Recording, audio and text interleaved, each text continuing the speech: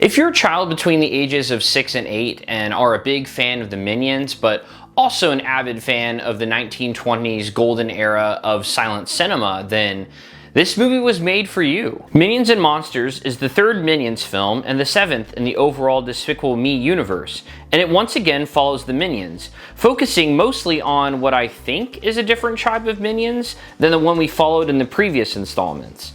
But they too are looking for an evil big boss to serve, and they go through similar hiccups, let's call them. James and Henry, along with Ed, are not the ideal Minions, instead focusing their attention on more artistic endeavors.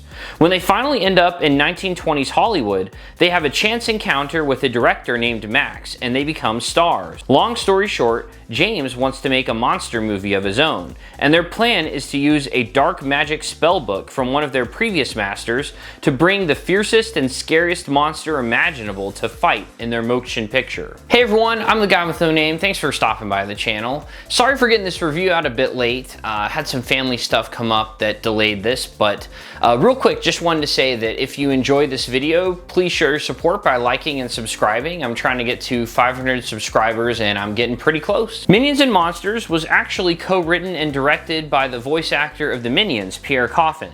And it also stars Christoph Waltz as the film director the Minions meet, named Max, Trey Parker as Goomy, the first less than impressive monster that the Minions conjure up, Jesse Eisenberg as Dort, a self-proclaimed alien robot who was sent to conquer the Earth, supposedly, and Jeff Bridges as the twin brothers Frank and Elwood Bright, the bosses of a major film studio. So for starters, in case you didn't know, I'm a big fan of the Despicable Me / Minions franchise.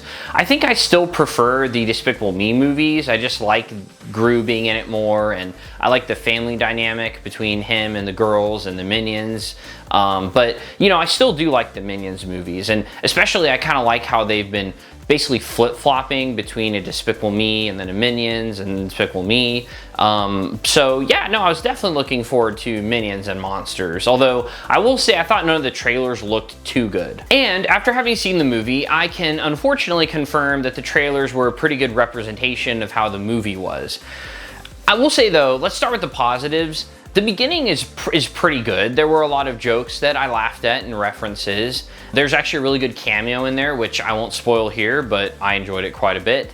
But once again, even the best part of the movie to me, which was kind of the beginning section, I didn't understand the premise. I didn't understand why they were like, let's take Minions and just put them into a bunch of movies and have a bunch of blockbuster references and Charlie Chaplin references and stuff. It just felt a little random to me, having come off the first two Minions movies, especially with Rise of Gru. I didn't understand why we were going this direction, but the more I think about it, the more I've actually grown to like the premise quite a bit, and it kind of makes sense because if you think about it, I mean, the Minions are kind of the last like slapstick, at times ultra-violent cartoons for kids that's being made today. I mean, when you think about Tom and Jerry or Looney Tunes, like, I love those. I think those are beloved by everybody who knows them anyway, but when you go back, those are ultra violent. Or when you go to the Marx Brothers or Three Stooges, like, none of those could be really made today. They wouldn't be considered politically correct.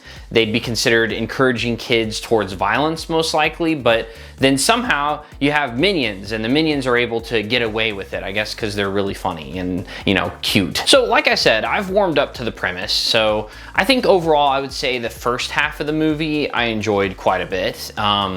It wasn't great. It's definitely not like top-notch Minions and Despicable Me, but it was good.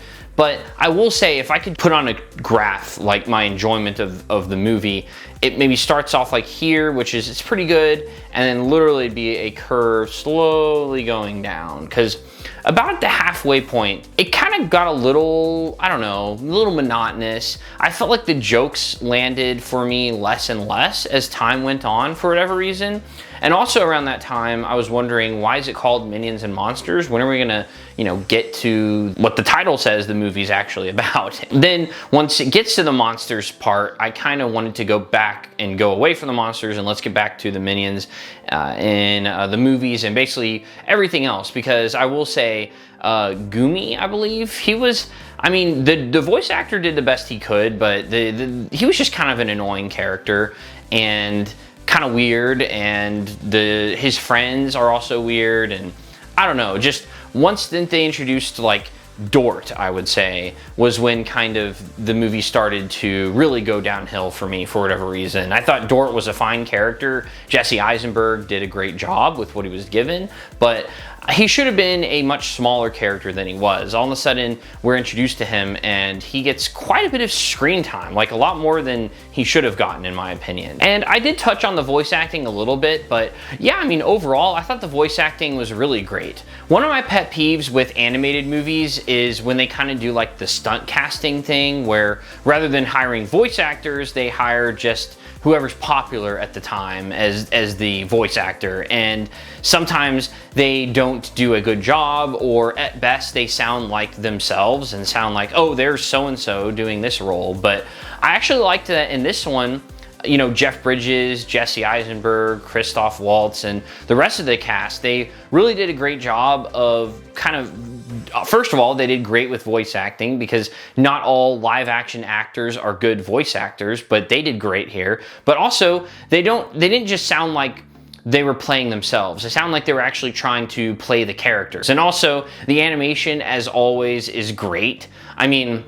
It's really funny. I remember the last time I watched the first Despicable Me with my daughters, I was like, wow, I didn't remember the animation looking so bad. Like, it looked great for the time, and it's still okay, but you can definitely, you go from Despicable Me 1 up into Minions and Monsters, there's been a huge improvement. So I definitely appreciate that Illumination has been seemingly, constantly trying to improve their animation, and I don't know how they can get much better than this, honestly. The humans and the Minions are definitely stylized, but when you even look at things like the sky, or especially the water, when they're on boats on water at one point, it's like that water looks practically real to me. Honestly, that's probably all I have to say about this one, as it's a non-spoiler review. But basically, if I could boil it down, I didn't like this one as much, and I found it a bit disappointing, mainly due to it not being as funny as the others. And then also, I thought the story really kind of spun out of control at the halfway point up until the end. I'm not trying to take an animated kids movie too seriously, but I feel like the best animated kids movies are the ones where the adults take their kids to it, but everyone ends up enjoying it, versus this one is probably going to be one that the kids enjoy more. Like, my daughters love this one, but me and my wife, not as much. So because of that, this is the first time I've ever done this, but I'm gonna split the rating in two and basically say that if you have kids and a family, then I would say this movie gets the good rating. But if you don't have kids and you just are gonna see it by yourself or with friends or on a date, I would say, unless you have an extra fistful of dollars, I wouldn't see this in the theater or pay for it on streaming.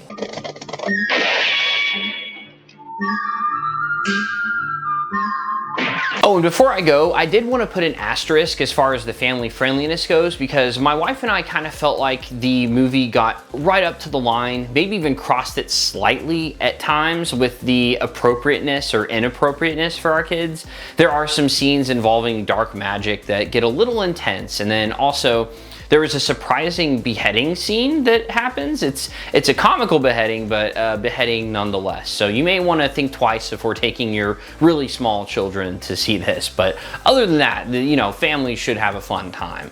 Let me know in the comments though, what did you think of the movie? Have you had a chance to see it? If so, was I too harsh towards it? Not harsh enough?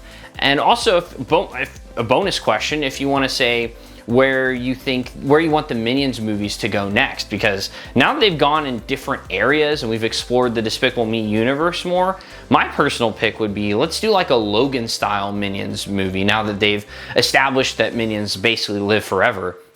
And maybe you know, have the youngest daughter, Agnes, I think her name is, have her be the last surviving member of Gru's family, and she's really old and in a wheelchair. She basically takes the role of Professor X in this one, and have the minions trying to, you know, navigate the post-apocalyptic universe with her as the old one with the failing memory. I think it'll be a real emotional tearjerker. But anyway, I do appreciate each and every one of you, and look forward to my next video. I do have a ranking video of all 6 of the Despicable Me and Minions movies before Minions and Monsters had come out anyway. But yeah, check that out if you want. But this is the guy with no name, signing off.